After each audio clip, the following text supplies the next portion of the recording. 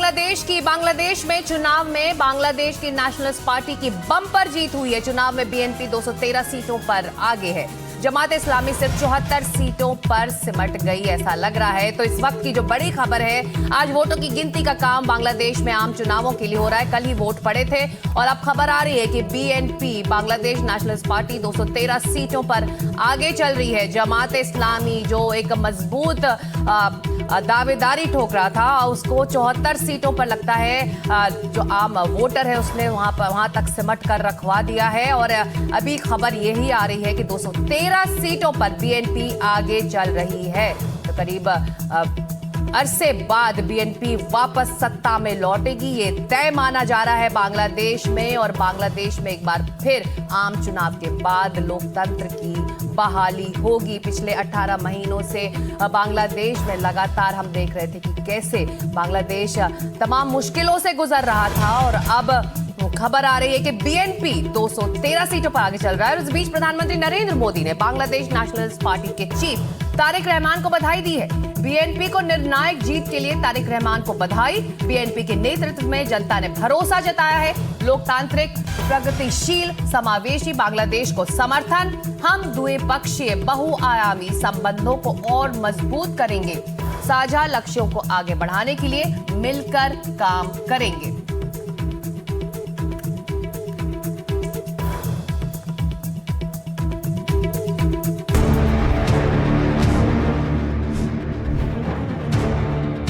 बांग्लादेश चुनाव में बीएनपी की बम्पर जीत। बांग्लादेश में रहमान राज, अत्याचार होगा साफ। कट्टरपंथी जमात साफ, हिंदुओं से होगा इंसाफ। बांग्लादेश की राजनीति में 2026 का आम चुनाव ऐतिहासिक मोड़ लेकर आया है। 2024 के छात्र नेतृत्व वाले आंदोलन और सत्ता परिवर्तन के बाद ये पहला बड़ा संसदीय चुनाव था। हाल में हुए हिंदुओं पर अत्याचार और मौतों का भी इस चुनाव पर असर पड़ा है। इस चुनाव ने देश के लोकतांत्रिक ढांचे की नई परीक्षा ली। सत्ता के केंद्र में केवल राजनीतिक दलों की जीत हार ही नहीं, बल्कि देश के भविष्य की दिशा तय करने का सवाल भी शामिल था। चुनाव के परिणामों ने साफ कर दिया कि जनता बदलाव चाहती थी और इस बदलाव का फायदा मुख्य रूप से बीएनपी को मिला। बांग्लादेश नेशनलिस्ट पार्टी का मुकाबला जमात इस्लामी और युवाओं की बनी नेशनल सिटीजन पार्टी से था। बीएनपी ने 299 सीटों पर बहुमत के लिए 150 के आंकड़े को पार कर लिया। बीएनपी नेता तारिक रहमान ने 2 सीटों से चुनाव लड़ा था और वो अपनी दोनों सीटें ढाका 17 और बोगुरा 6 जीत चुके हैं। वहीं जमात इस्लामी के नेतृत्व वाले 11 दलों का गठबंधन कुछ खास प्रदर्शन नहीं कर पाया। जमात प्रमुख शफीकुर रहमान ने ढाका 15 सीट से जीत तो दर्ज की, लेकिन पार्टी बहुमत से काफी दूर रह गई।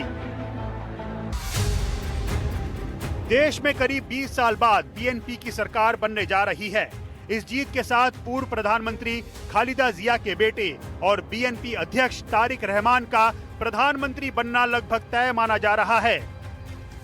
वो पिछले साल दिसंबर में 17 साल बाद देश लौटे थे।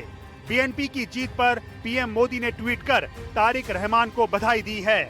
उन्होंने लिखा कि तारिक रहमान अगर प्रधानमंत्री बनते हैं तो बांग्लादेश में 35 साल बाद कोई पुरुष प्रधानमंत्री बनेगा। दूसरी तरफ अवामी लीग को चुनाव लड़ने की अनुमति नहीं मिली और पूर्व प्रधानमंत्री शेख हसीना जो देश से बाहर हैं, उन्होंने इस चुनाव को पूरी तरह दिखावा बताया। इस चुनाव से देश की आगे की राजनीतिक दिशा और देश के नागरिकों का भविष्य तय होगा। चुनाव के दिन के बाद जो अखबार के हेडलाइंस है उसे एक नजर डालते हैं। बांग्लादेश में एक ऐतिहासिक चुनाव हुआ है और जिसमें बीएनपी को एक बहुत ही बड़ी मेजॉरिटी मिली है। BNP heads for big win, मतलब बीएनपी के लिए बड़ी जीत। और फिर वोटर के जो लाइंस है उसमें वो दिखाने की कोशिश किए है। ये ढाका के तस्वीर है, साथ साथ यहाँ पे जो डिसइंफॉर्मेशन है। और तारिक रहमान का जो एक ऐलान आया है कि आप जुलूस नहीं निकालिएगा, कोई विक्ट्री प्रोसेशन नहीं होगा। आज जुम्मे के दिन है तो आज आप प्रार्थना कीजिएगा, प्रेयर्स कीजिएगा। और यही है। तो फाइनेंशियल एक्सप्रेस देख लेते हैं। फाइनेंशियल एक्सप्रेस ने एक ब्लर रिजल्ट्स का रखा है, अनऑफिशियल रिजल्ट्स। बीएनपी अलायंस को 181 दिया है, लेकिन अब बीएनपी का सीट्स और बड़े हैं ऐसे लग रहा है। ये तो सुबह 3 बजे का जो फिगर्स था वो है। इसमें ढाका ट्रिब्यून का बहुत ही क्लियर हेडलाइन है, BNP wins absolute majority. Tarique Rahman और उनके पत्नी और उनके बेटी के साथ एक तस्वीर है। बांग्लादेश लंबे समय से 2 बड़े राजनीतिक परिवारों और दलों के बीच सत्ता संघर्ष देखता रहा है। 2024 में आवामी लीग सरकार के पतन के बाद राजनीतिक समीकरण पूरी तरह बदल गए थे।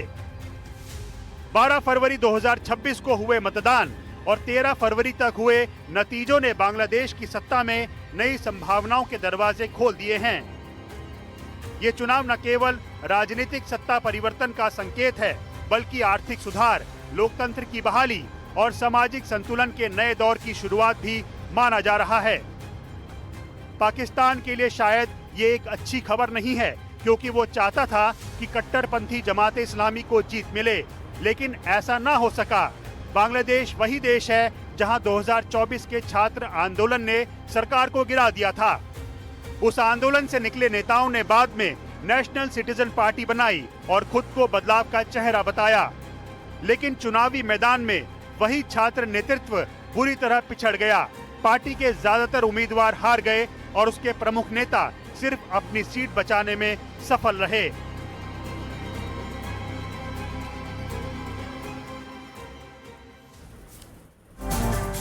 और इसी मुद्दे पर और ज्यादा जानकारी के साथ ग्राउंड पर मौजूद है हमारे सहयोगी सौरभ गुप्ता, जो ढाका में है इस वक्त, और साथ ही 2 खास मेहमान प्रभु दयाल, पूर्व राजदूत, और जयंत कृष्णा, विदेश मामलों के जानकार। आप दोनों का स्वागत है। लेकिन सौरभ, आपसे शुरू करूंगी।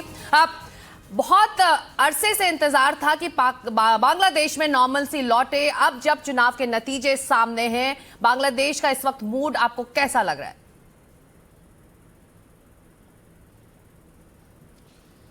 देखिए, एक तो बात जो आपको नजर में आएंगे कि लोग कल जब लाइन में खड़े थे वोट देने के लिए, तो वो कह रहे थे कि देखिए, वोट देने का जो एक हक है वो हमें लग रहा है हम इस बार इस्तेमाल कर पा रहे हैं। इस बार वो हक को हम यूज करके वोट डाल पा रहे हैं, अपना जो वोट है। तो इस पर जरूर उन्होंने ये बताया है कि बांग्लादेश में एक चुनाव एक अच्छी माहौल में हुआ है, लेकिन उससे पहले हिंसा भी हुए है। जो पहले के समय है उसमें जो हिंसक घटना थे, जैसे कि चुनाव के ऐलान होने के बाद अल्पसंख्यक समुदाय के खिलाफ जो हिंसा घटना, वो सब भी थे। तो एक डर का माहौल भी था।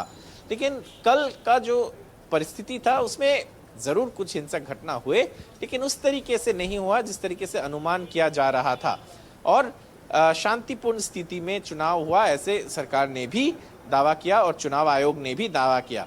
आज जब रिजल्ट आए तो ये पता चल रहा है कि देखिए, एक बहुत ही क्लियर बहुमत है, लैंडस्लाइड बहुमत जिसे बोलते हैं, लैंडस्लाइड मेजॉरिटी तारिक रहमान को मिले है। ये उनका घर है गुलशन के, ढाका के गुलशन इलाके में, और यहाँ पे सब लोग धीरे धीरे आ रहे हैं। आज देखिए, कुछ भी प्रोग्राम नहीं होगा, क्योंकि यहाँ पे जो आज, क्योंकि जुम्मे के दिन है, आज शुक्रवार है, तो पहले नमाज पढ़ा जाएगा और उसके बाद जो भी कार्यक्रम होगा वो होगा। लेकिन ये भी साफ कह दिया गया है कि कोई विक्ट्री रैली नहीं होगा, कोई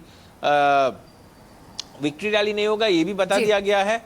तो इसका मतलब ये है कि जो प्रेयर्स होगा, प्रेयर्स के साथ एक दुआ होगा पार्टी की जीत के लिए, लेकिन उसके आगे अगर कोई प्रोग्राम होता तो वो बताया भी नहीं गया है। तो एक लोकी रखने की कोशिश भी किया गया है इस जीत। इस बीच प्रभु दयाल जी, प्रधानमंत्री मोदी ने बधाई संदेश एक्स पर पोस्ट किया है बीएनपी के लिए, तारिक रहमान के लिए।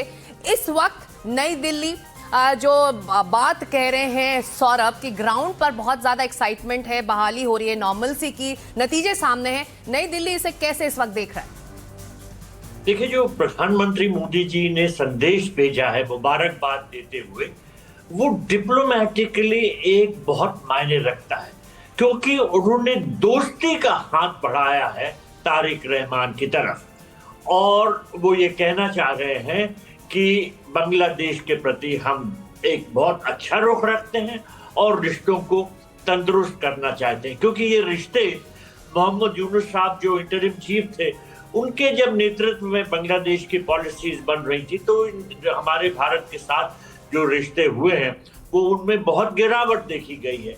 और कई ऐसे इश्यूज जैसे इंटरनल सिक्योरिटी, इलीगल माइग्रेशन, इन सब पे बहुत उनकी सरकार का बहुत अच्छा रुख नहीं रहा। अब भी देखिए कुछ मुद्दे हैं जो बहुत महत्वपूर्ण हैं जिनकी वजह से टेंशन हो सकते हैं, लेकिन हमारे प्रधानमंत्री जी ने कोशिशें की है लगातार कि इन जो मुद्दों पर जो टेंशन बने उनको दूर किया जाए। आपको याद होगा कि पिछले साल बेगम खालिदा जिया के फ्यूनरल पे उन्होंने हमारे विदेश मंत्री मिस्टर जयशंकर को भेजा था और ये संदेश भेजा था कि भारत जो है चाहता है अच्छे रिश्ते और बॉर्डर सिक्योरिटी, इन्फिल्ट्रेशन, इन सब जैसे जो ये संकट है इनको दूर करने की अगर दोनों देश कोशिश करें तो अच्छा है। अभी भी देखिए कुछ चीजें हैं। देखिए एक तो बायलैटरल फ्रिक्शन पॉइंट्स हैं, जैसे शेख हसीना फैक्टर, क्योंकि बीएनपी जो है वो शेख हसीना का एक्सट्रेडिशन चाहता है, उन्होंने जोर दिया इस पे, और ये हमारे लिए एक सीरियस प्रॉब्लम होगी कि कैसे इसको टैकल करें। इसके अलावा बीएनपी ने ये भी कहा है कि हमारी जो कुछ बायलैटरल ट्रीटीज हैं उनको रिव्यू किया जाए, खास तौर पर जो वाटर शेयरिंग की है। और सबसे बड़ी बात है जिस तरह से बांग्लादेश में हिंदू माइनॉरिटी पर अटैक्स हो रहे हैं, हम जोर देते हैं कि हिंदू माइनॉरिटी को जो कि 13 मिलियन है उनको प्रोटेक्ट किया जाए। और हम ये जरूर चाहेंगे हमारे बायलैटरल कनेक्शन से और बायलैटरल इंटरैक्शन से कि जो भी बीएनपी सरकार माइनॉरिटीज को प्रोटेक्ट करने के लिए कर सकती है वो जरूर करे। तो कुछ उस तरह का आश्वासन इस नई सरकार से भारत जरूर चाहेगा।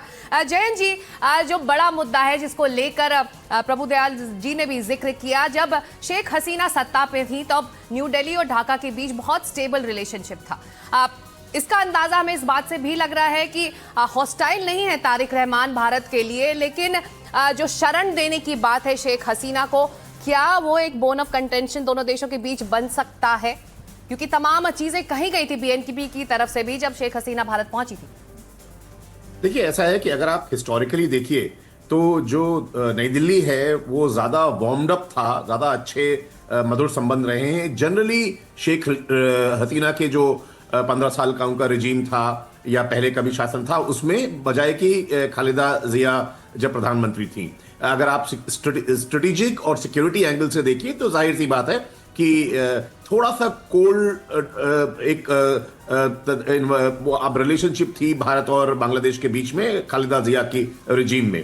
तो ये जरूर है, लेकिन अगर आप देखिए तो बीएनपी के ने एक तो ये जो हिंदू माइनॉरिटी है बांग्लादेश में वो भारत के लिए एक बहुत कंसर्न का विषय है। और बीएनपी क्लियरली एक ऐसे पार्टी के रूप में उभरी है जो एंटी हिंदू नहीं है, और उन्होंने बल्कि प्रॉमिस किया है कि एक स्पेशल ट्रिब्यूनल सेटअप करेंगे हिंदूज और माइनॉरिटीज के लिए, उनके हितों की रक्षा के लिए। और यही नहीं, उन्होंने 2 वीएचपी के लीडर्स को भी नॉमिनेट किया था इलेक्शंस में, यू नो।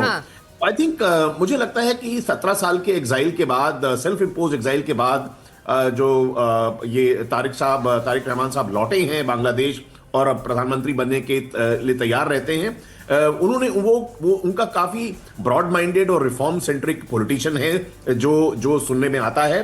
और वो चाहते हैं कि जो ट्रेड रिलेशनशिप है, जो बायलैटरल ट्रेड है दोनों मुल्कों के बीच में, वो करीब $11 बिलियन का है, उसको और आगे ले जाएं। और भारत की तरफ उन्होंने मैत्री का भी एक हाथ दिखाया है। अभी प्रधानमंत्री की ट्वीट का उन्होंने जवाब भी दिया है, बड़ा पॉजिटिव है। ये जरूर है कि आपने जो कहा कि शेख हसीना को जो एग्जाइल में है भारत में, वो एक सोर पॉइंट हो सकता है, लेकिन मुझे लगता है कि ये डिप्लोमेटिकली और नेताओं के बीच में बातचीत से ये सुलझाया जा सकता है कि इसका लॉन्ग टर्म सोल्यूशन क्या होगा। लेकिन मैं ये भी बता दूं कि चाइना और भारत ये दोनों compete करेंगे कि कौन ज्यादा उसको पाकिस्तान और चीन की भी नजर होगी। और जब हम लगातार ट्वीट्स को और पोस्ट को देख रहे थे, प्रधानमंत्री ने सबसे पहले बधाई दी है। चीन और पाकिस्तान की तरफ से बधाई शायद अभी अगर मैंने चेक नहीं किया है, लेकिन बधाई आने में देरी हुई है। लेकिन भारत ने प्रभुदयाल जी सबसे पहले बधाई देकर एक तरह से एज लिया है। जी, इस मामले में तो हमारे प्रधानमंत्री जी हमेशा एज लेते हैं, क्योंकि डिप्लोमेटिकली वो ऐसे स्टेप्स लेते हैं कि अगर दोनों देशों में अच्छी दोस्ती बन सकती है तो उसमें कोई कमी ना हो, और जो उन्होंने संदेश भेजा है वो हर तरह से एक दोस्ताना हाथ के तौर पर देखा जा रहा है। लेकिन देखिए, फिर भी जैसा जैन जी ने कहा, कुछ ऐसे मुद्दे हैं जिन पे कुछ कंसर्न हो सकती हैं। जैसे पहले जो बीएनपी की गवर्नमेंट थी 2001 से 6 तक, उसमें जो नॉर्थ ईस्ट के जो इंसर्जेंट एलिमेंट थे, खासतौर पर उल्फा, उनको बांग्लादेश में शरण मिली हुई थी, वहां से वो ऑपरेट करते थे। इसके अलावा जो भारत और बांग्लादेश के बीच में काउंटर टेररिज्म पे बड़ा अच्छा कोऑपरेशन चल रहा था शेख हसीना के रूल के दौरान, वो अब क्या कायम हो पाएगा, हमें इस बात पे जोर देना कि ये जरूरी है। फिर इसके अलावा देखिए, कुछ ऐसे इश्यूज हैं जैसे illegal migration, cattle smuggling, narcotics trafficking, ये सब जो है दोनों देशों के लिए महत्वपूर्ण है और उन पे काम करना साथ मिलकर बहुत जरूरी है। और सबसे बड़ी बात तो यह है कि भाई नहीं, पाकिस्तान और चीन दोनों कोशिश करेंगे कि बांग्लादेश जो है वो उनके करीब ज्यादा आ जाए और भारत से वो दूर करना चाहेंगे। तो ये कुछ डिप्लोमेटिक चैलेंजेस हैं, लेकिन मुझे यकीन है कि हमारी सरकार पूरी तरह से कायम होगी हमारे जो संबंध हैं बीएनपी सरकार के साथ, उनको अच्छे करने। बिल्कुल, और हम आश्वस्त हो सकते हैं कि इस वक्त वो डिप्लोमेटिक चैनल्स अब धीरे धीरे खुल भी गए होंगे इन नतीजों के बाद।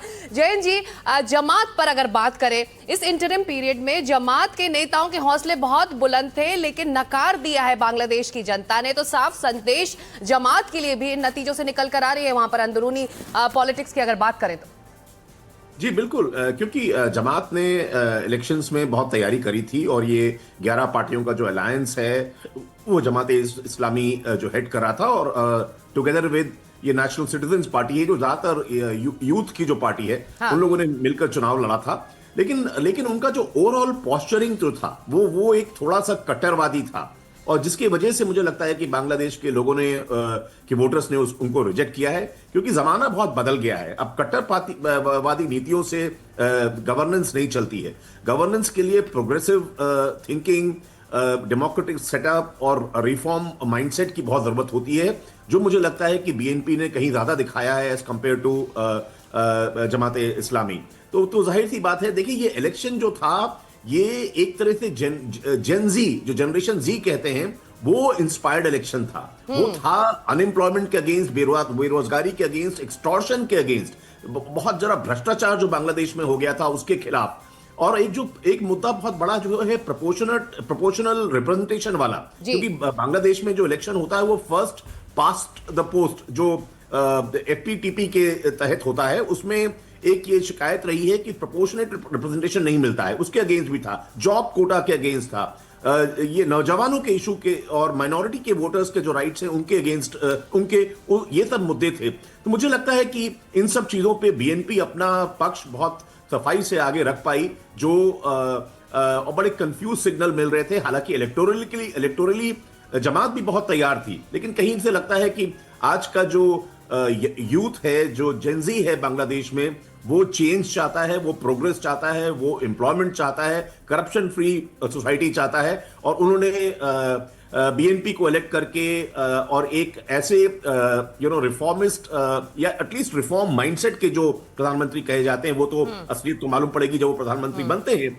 जो इतने साल लंदन में रह चुके हैं, और उनका प्रोग्रेसिव माइंडसेट है। ये उस माइंडसेट तो आप जो कह रहे हैं कि है। चुनौतियां तारिक रहमान के लिए इस नतीजों के बाद भी कम नहीं होने वाली। अंदरूनी जो कला रही है जेन जी की, चाहे उनके एम्प्लॉयमेंट को लेकर हो, इकोनॉमिक क्राइसिस को लेकर, वो तमाम वो मसले हैं जिसे उन्हें तुरंत फौरी तौर पर सुलझाने होंगे। इन नतीजों पर न्यू दिल्ली भी करीब से नजर रखे हुए। आप दोनों का बहुत शुक्रिया इन नतीजों को अच्छे से समझाने के लिए और हमारे दर्शकों को ये बताने के लिए कि आखिर भारत के लिए इसके क्या मायने हैं।